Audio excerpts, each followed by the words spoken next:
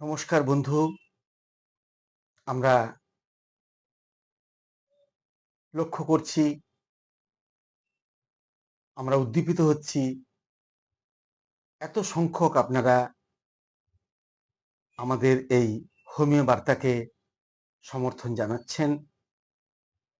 আপনাদের একটু হলেও ভালোবাসার জায়গা তৈরি হচ্ছে, ভিউয়ার অন্তত সেই কথা বলে। সেজন্য হোমিও বার্তা আপনাদের কাছে চিরকৃতজ্ঞ।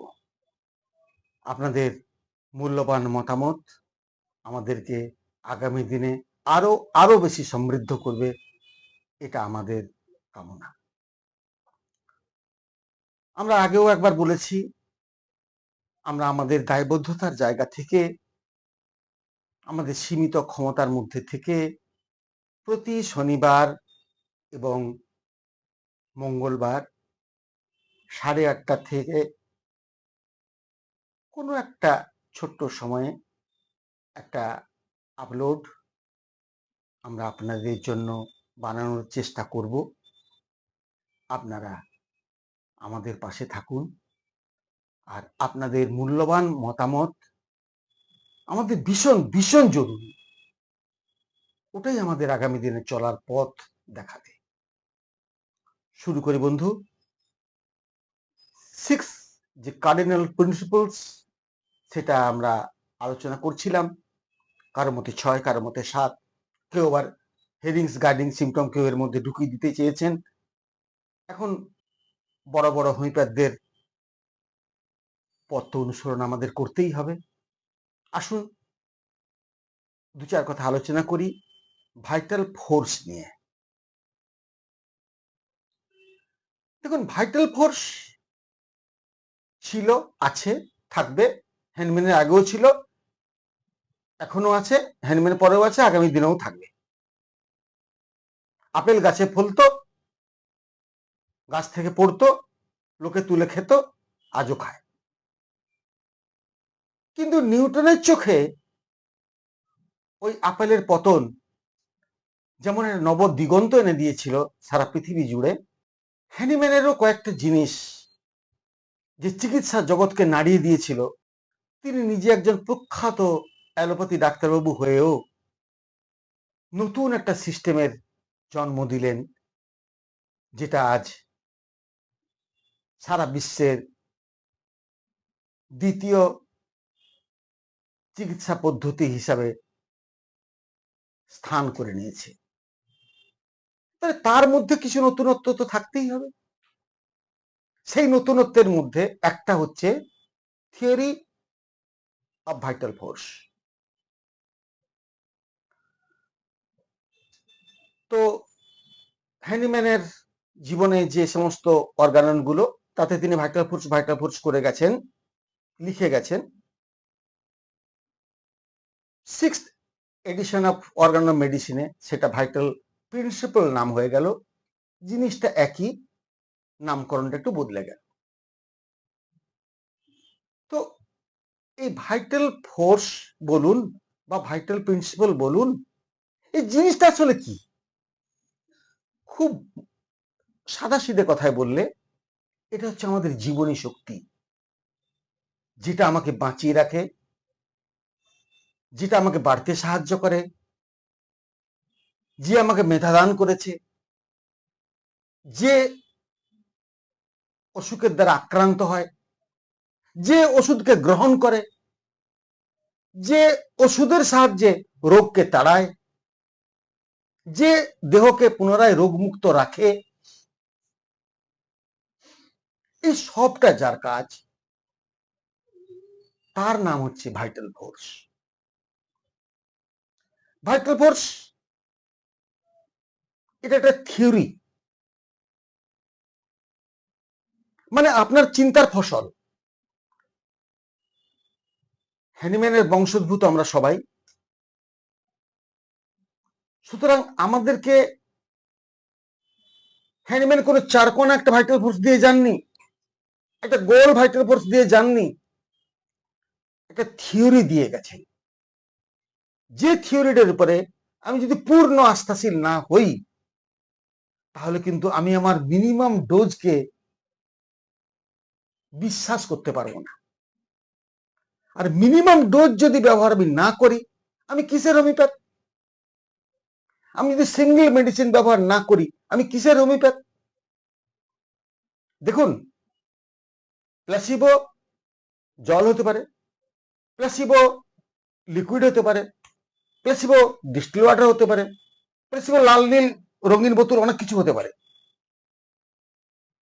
But the medicine should be one, as because my vital force is one and my target is the patient, not the disease. তাহলে যেই পেশেন্টার মাথার চুল উঠছে, সেই পেশেন্টটাই কিন্তু নখের ব্যথা দিয়েও আমাকে প্রেজেন্ট করছে। সেই পেশেন্টটা কিন্তু পেঁয়াজ একদম সহ্য করতে পারে না। সেই পেশেন্টটাই কিন্তু এক কাপ চা খেলে 3 বার ল্যাট্রিনে যায়, অথচ তার মুখ দিয়ে কিন্তু আপনি একটা কথাও বের করতে পারবেন না। ভেরি ডিফিকাল্ট ওর মনের কাছে পৌঁছানো। তার মধ্যেও তো রয়েছে একটা ভাইটাল ফোর্স। সেই ভাইটাল ফোর্সটাকে যদি আমি জাজ করতে পারি এবং সেই ভাইটাল ফোর্সের সেই যে কন্ডিশন, সেই কন্ডিশনটাকে আমি যদি কোনো একটা ওষুধের সঙ্গে ম্যাচ করে দিতে পারি, তাহলে তার মধ্যকার যে শক্তি, যে নাকি দুর্বল হয়েছিল অসুখের দ্বারা, যে নাকি তাড়িয়ে দিয়েছে তার রাতের ঘুম, যে চুলকানিতে ভুগছে গোটা শরীর, বাইরে বৃষ্টি হওয়ার আগেই লেগে যাচ্ছে ঠান্ডা, 4 মাসের বাচ্চার কৃমি, 3 মাসের বাচ্চা পেটে ক্যালকুলাস, গলব্লাডারের ক্যালকুলাস, কি করে হয় বলুন তো? সুতরাং আমার টার্গেট পাথর নয়, আমার টার্গেট কৃমি নয়, আমার টার্গেট তাকে চুল গজিয়ে দেওয়া নয়, আমার টার্গেট নখটাকে করুগেটেড নখটাকে স্মুথ করে দেওয়া নয়, বা ক্লাবিং নেলটাকে ঠিক করে দেওয়া নয়। আমার উদ্দেশ্য হচ্ছে মানুষটাকে সুস্থ করা। The man is my target, he is my aim, he is my mission and it is my only vision. সুতরাং এই যে কনসেপচুয়াল থিঙ্কিং, এই যে হলিস্টিক যে concept,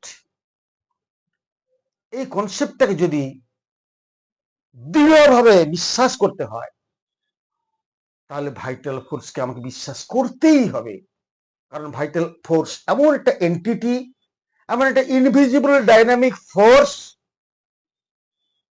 that range from the top of my head to the sole of my feet.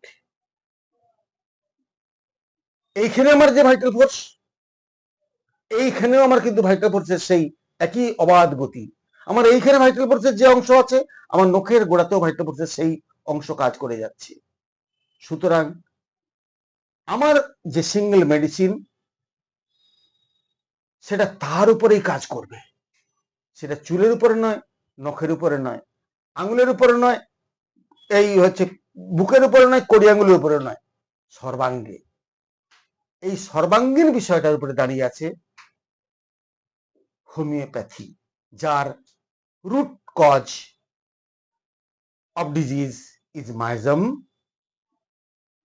and whose only focus is vital force. এই vital ফোর্সকে অনেকে একটু এর মধ্যে একটু রিলিজিয়াস ওভারটোন, একটু মানে একটু ধার্মিক গন্ধটন্ধ খুঁজে পান। আমি কিন্তু ওই জায়গাটাতে যাচ্ছি না, একদমই না, একদমই না। এটা একটা ফিলোসফিক্যাল কনসেপ্ট, খুব দৃঢ় কনসেপ্ট। আমার এই 6টা যে বা 7টা যে পায়া এতক্ষণ আমরা আলোচনা করলাম, এর একটা টেবিলের 6টা পায়া থেকে একটা পায়া আপনি খুলে দিন, টেবিলটা পড়ে যাবে না। আরেকটা পায়া খুলে দিন, টেবিলটা পড়ে যাবে না। আরেকটা পায়া খুলে দিন, টেবিলটা খুলে পড়ে যাবে না। আরেকটা পায়া খুলে দিলে টেবিলটা একটু টিল্টেড হবে। আরেকটা পায়া খুলে দিলে টেবিলটা অন্যদিকে কাত নিতে পারে। কিন্তু বন্ধু, এখন আপনারা এমন প্রচুর টেবিল দেখেছেন না, যার না আছে 4টে পায়া, না আছে 6টা পায়া, আছে কেবল one stand, and that is the central stand. সেটা একটু মোটা হয়। আপনি 6জন 7জন মিলেমিশে আপনি একসঙ্গে বসে গল্প করতে করতে ভাত খেতে পারবেন, তাই না? সো ভাইটাল ফোর্স হচ্ছে সেই স্ট্যান্ড, যে স্ট্যান্ড এই 6টা স্ট্যান্ডের পরিবর্তে ওই একটা স্ট্যান্ডকেই কিন্তু আমাদের জীবনের সর্বোচ্চ মূল্য দেয়। সেই শক্তপোক্ত, সেই সেন্ট্রাল স্ট্যান্ড, সেটাই হচ্ছে ভাইটাল ফোর্স। আর দীর্ঘায়িত করছি না, আপনারা প্রশ্নের আকারে যদি আমাদের ইন্টারাকশন সেশনে অংশগ্রহণ করেন, আমরা কৃতার্থ হব।